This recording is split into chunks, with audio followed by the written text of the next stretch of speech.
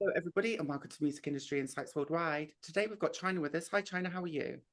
I'm doing well. How are you? Not too bad, thank you. Do you want to tell the listeners a little bit more about yourself, where you're from, and what you do? Sure. My name is Chyna Brackeen. I'm the Vice President of Experiences at a company called Sofar Sounds. Yeah. I'm based in Tennessee, but Sofar is a global company. We're across about 300 plus markets worldwide. And in my role, I oversee all of our live events business in every city that we're operating in the world. Been in the music industry for about 20 years. I actually began my career as an opera singer, realized that I wasn't quite passionate enough about opera to be on tour for the rest of my life. Yeah. And so I pivoted behind the scenes first for an opera company running marketing and events for them. I launched an opera and classical musical festival that won several national and global awards.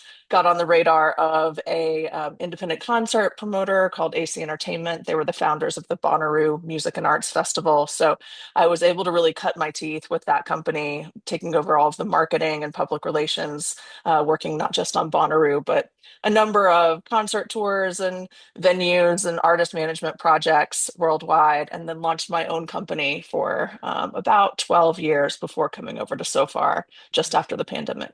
That sounds so cool, and you've got such a varied Yeah. range of experiences you can tap into there. That sounds awesome. I do. I do. I feel like I tell people sometimes I've done everything from, posting the flyers on the walls in the city to, building stages, booking concerts, building festivals from the ground up, and artist management, running record label, everything in between. And when you say head of experiences, do you want to explain to the listeners what that means and what that involves? Sure. So a little bit of history on Sofar first, just to give some context. We were really sort of started as the antidote to the over-homogenization of the live music industry, and the impersonalization of it, So I think it's so many of us have had this experience where we go to a club to see music and everybody's more busy having conversations or filming through their phones or spilling their beer on you than actually enjoying the music. And so we really wanted to create an intentional space for fans to connect with artists. Started really as living room concerts and then grew from there. And now we're in unexpected spaces all over the world. We do pop-up events. And while almost everything we do is rooted in music, we've begun to expand into other verticals as well. So we do things like dance shows, pop-up dinner parties, singles events, comedy shows, all kinds of experiences. We're really about getting people off of their couches Yeah, into real life to connect with one another and to connect with art. that's lovely. And tell us a little bit more, like, what are some of the challenges and barriers do you think artists face now when they're coming into live music? Sure. Well, I think one of the biggest one is, just getting in front of an audience. And I think it's easier than ever to release music, but it's harder than ever to cut through the clutter of everything that's out there. And so one of the things that I really love about working at Sofar specifically is that we're not concerned with how many streams an artist has or whether they're a household name yet. We're concerned with whether they can make an impact in the room. We want a really compelling live performance. And so we will give artists a chance who don't have a huge fan base at all. And we've been able to identify talent before it's become household names. So artists like Billie Eilish have played with us Yeah, before they really broke through. yeah. Leon Bridges, Chapel Roan has played with us. I mean, the list is pretty impressive. So I would say that's a huge barrier for artists. I think developing a personal connection with fans That's is super. harder and harder to do these days as Yeah, well. yeah, yeah. So yeah, that's another thing that I think we're really good at doing is because we are doing these smaller scale events. Oftentimes, the artists are sitting right next to you in the audience before they jump up to get on stage. Yeah. And how important do you think intimacy and authenticity is nowadays? So Compared to, important. yeah, You know, we're in the age of the influencer where everything that you see is so produced. It's just, everything is about the image and nobody's really thinking about telling the truth to you anymore. And so I think people are craving authenticity and really just want to see things warts and all, yes, and have an opportunity to just experience real life. absolutely. And do you think now that artists are becoming more, no, not even the artists, the fans are becoming more aware of that authenticity and they want to connect more with that? Because I think, Absolutely. in music, a lot of it is not always what it seems, right? How have you found that in the beginning? Right. Yeah. It's because I ran my own company for a while. And as I said, I ran a small record label as part of that. One of the things that I have been very passionate about for a long time is musicians who actually play their own instruments and singers who can sing. Yeah, Because I think so much of what you get, forget AI, which is a whole other yeah, realm of things, but yeah, just auto tune and all of the tools that are used to overly produce yeah, things. And there's a place for all of those tools to be part of art, but sometimes you'll see a live performance from someone who sounded amazing on the album, and then you hear them perform live and you're going, that's not what sound. is this? Get that And quite so often. when you come to a Sofar show, it's the exact opposite. What you're seeing in the room is real, and it is that artist's talent on display. And I think people connect with that. They do. And how important do you think marketing is nowadays? Trying to break through and know who your audience. Sure. Yeah, marketing is huge. Mhm. But again, I really feel like you should have it rooted in some realness, and having that authentic connection with your fan base. People they're savvy to the fact that they're being sold to Yeah. 24 hours a day. You can't do anything. You can't be on your social media feed without being sold to. You can't walk into a bar without seeing ads somewhere. And so I think what people are really responding to are those messages that feel more authentic. And I've always loved belonging and connection. Do you think that's really important as well nowadays, especially for artists trying to break through? Absolutely, absolutely. I think you see it a lot with artists who have fan clubs, even if they're unofficial fan clubs. I think of an artist like Brandy Carlisle, who her fans they call themselves the Bramily, like the Brandy family, and they have relationships with each other. They talk to each other. They travel with each other, not just to go see Brandy Carlisle shows, but because they have become friends through Yeah. this shared experience. And um, it is so hard for us to figure out how to connect with people in real life these days, and especially as you become an adult, if you're not in college and you're not just thrown in with your dorm mates or something like that, finding those connections is really key, and music can often be part of that building community. And I think I've struggled with this myself. It's like I've got my own demos, I've got my own songs, I've recorded acoustic sets. What advice would you give to an artist that is trying to make it? And obviously there is a lot of noise out there. What kind of different Yeah. strategies would you advise that an artist should go down to get to that point? Sure. I mean, I always think that artists should play live as often as possible, whether that means an open mic in their town, because finding community with other musicians is as important as building that fan base. You never know when you're going to need an artist to play on an album someday, or when that artist might call you to go on tour with them or something like that. So, just finding those opportunities, the local places where you can play, the open mics where you can play, any kind of local groups of musicians and people who are in the music industry who you can connect with and build those relationships with. It sounds trite, but you really never do know who it is that you're meeting and where they're going to go someday. And so if that person that you're friends with from your hometown becomes the next superstar and they remember that you were really talented, then suddenly you have a door that you can use to build your own career. That's a great answer. Thanks, China. And obviously, Yeah, being absolutely. it's not always straightforward and easy. So, what kind of challenges and barriers have you faced accessing music and entertainment? Sure. Well, I mean, I think being a woman in the industry is a barrier on its own. When I started, which was, 20 something years ago, Yeah, um, very. I was the only woman in my company at the time, and it was a very frat house mentality. And I had to be tough, and I had to learn how to deal with that, and had to learn to stand up for myself and really say, like, look, I know what I'm doing, and you're going to listen to me. So that would be one thing. I think also this industry can be one that is built on a lot of nepotism. It's all about who you know or who you're related to. And Yeah, if you don't have those relationships already, it can be difficult to navigate that. And, you know, what I learned pretty early on is that when you are dealing with a lot of people who got their jobs because they're related to someone or they know someone, yeah. they're not always the people who are working the hardest. And so if you can work hard and prove your worth, then you can actually carve your own path pretty easily. So, you think hard work can actually beat talent if you just to I keep with? I think hard work can beat relationships. Okay. The relationships are still important, but I think the relationship can only land you the Yeah. position. It can't really keep you there, and it can't help you navigate. And so I think being able to prove your worth when you've gotten in the door is really important. Absolutely. And how important do you think it is for artists to actually understand the business and have a bit of education around it? Hugely, Yeah. hugely important.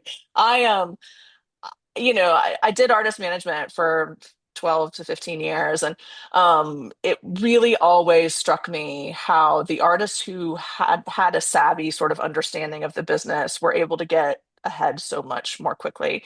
Um, a lot of people don't understand that it is a business. And, you think you love music, you're playing music because of your love for it.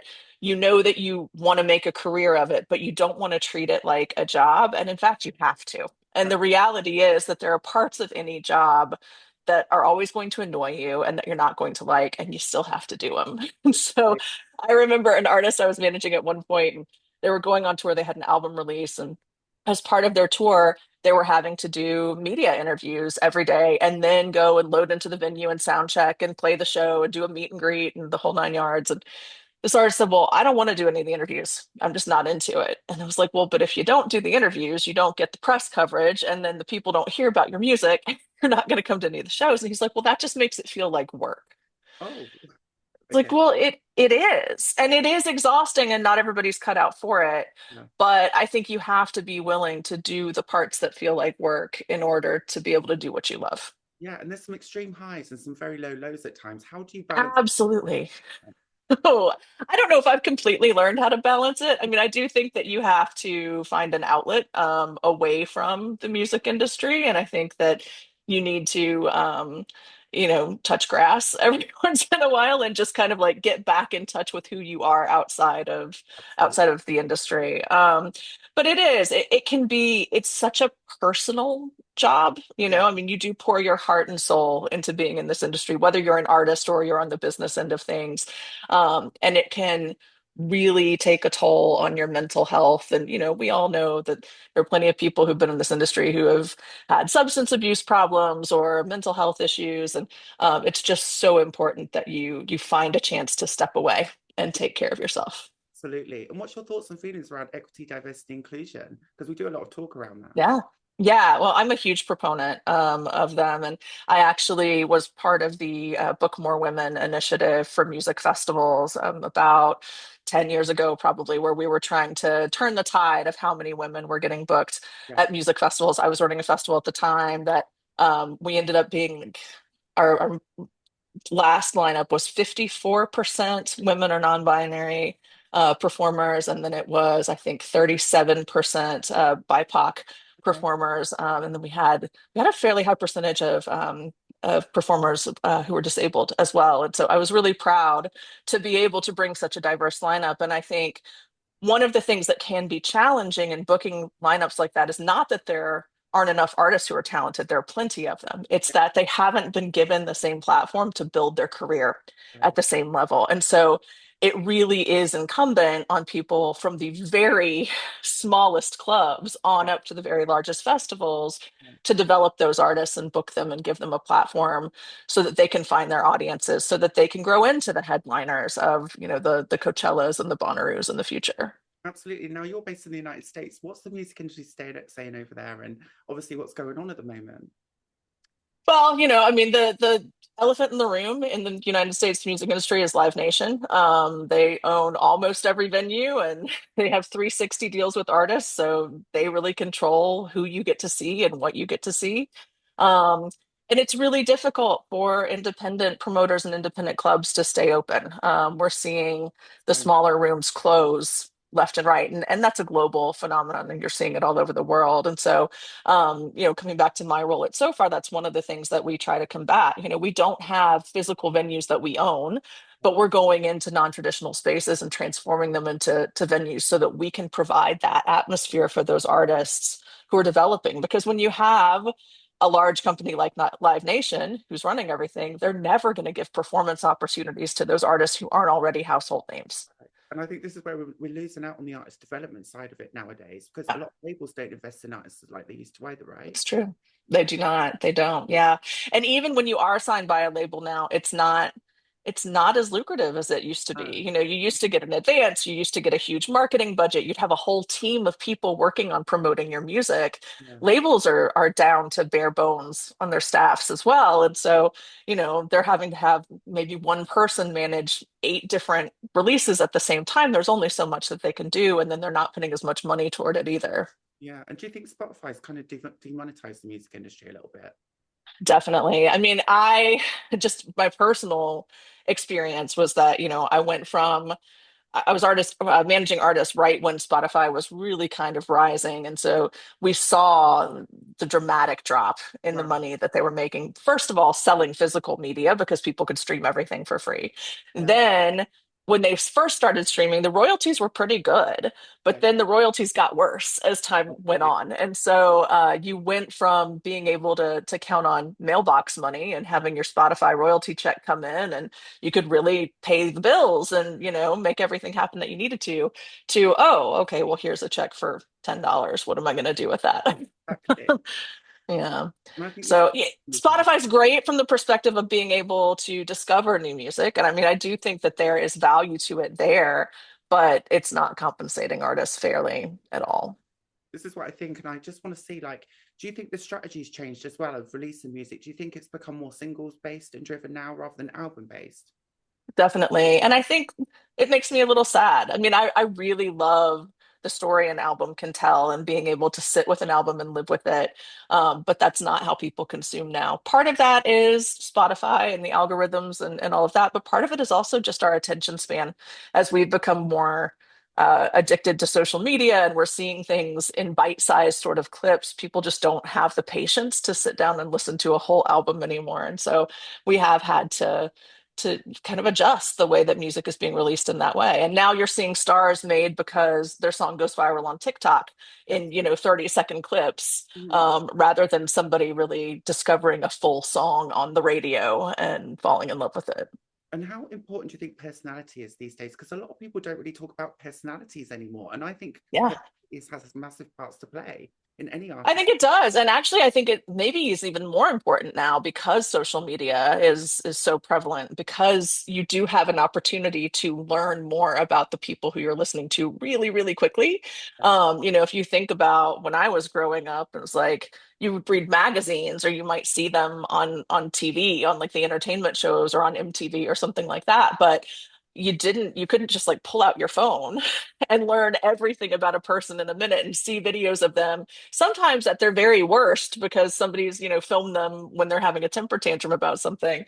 So it really that it goes back to image, and you do it's not just personality, but it's how are you presenting Yeah. that and what is the image that you're showing everybody.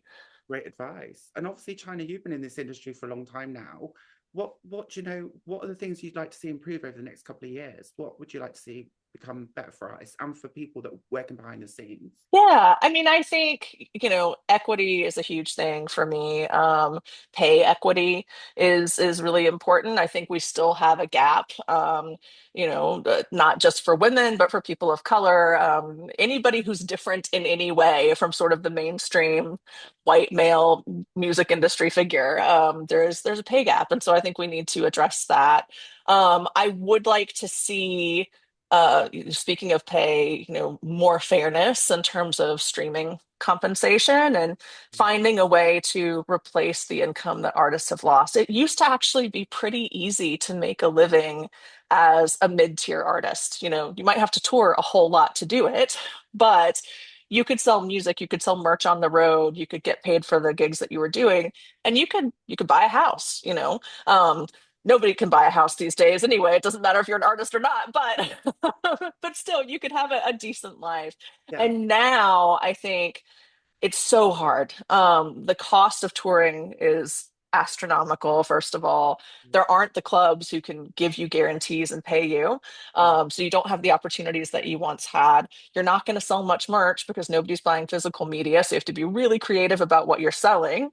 And then you're not going to be making any money off of streaming. And so your hope is you're going to have a song go viral. You're still not going to make that much money, even if your song goes viral. Or, you know, maybe you get a sync placement in the TV show. Um, and that doesn't pay as much as it used to either. And so it just feels like every single income stream that artists used to have has been whittled away. And now it's really difficult. And I see a lot of artists who were doing really well before the pandemic who now say, I just can't figure out how to make a living. I've got to go get another job. Yeah. And how do you think publishing's changed as well around this time? Because I think it's become more lucrative now than the record deals, right? It really has. It Yeah. really has. Yeah, it's almost better to go write a hit for somebody else Yeah. than to release your own music. So this is where I think we're at the moment, and it's really exciting to Yeah. see that we're changing all the time. We're evolving. Let's just hope it becomes more streamlined, more equitable, and fair for Let's everybody. hope. Yeah. Yeah. What's some of your major wins and successes before we go, China, that you want to share with the listeners? Sure. Wow. I should have thought about this. Let's see. I think, more recently, in my time at Sofar, we really have transformed our business in the time that I've been here. And when I joined the company, we were booking things on more of a centralized model. And so we had a core team of people who would manage multiple cities remotely. And it was pretty clear that we lost a little bit of the heart and soul that you have from having someone in a city who knows their local scene, who can identify those artists who are bubbling up. And so I led the transformation to a locally run model, which has been really successful for us. And that's a huge success for me. Not only has it sort of transformed the company financially, but it's really taken the quality of our events just to new heights and has allowed us to really do what we have sought out to do all along, which is to support those artists who Okay. are local to their cities who don't have a platform. Yeah, I have been to Um, your live shows before in London. So yeah, I know you're about, yeah, I know good, what you do, which is great. Um, great. if people want to reach out with you, they want to collaborate or connect, find out more about what you do or support the work you're doing, how could they do that? Yeah, absolutely. They can come to sofarsounds.com. I am on Instagram at Attack Monkey. So if anybody wants to reach out to me personally, they can do that there. Okay, I'll leave all the links in the description below. And I just want to say thank you ever so much for your Yeah. time, your energy, your expertise. It's been great talking to you. Thank you so much. Really appreciate it. It's a pleasure.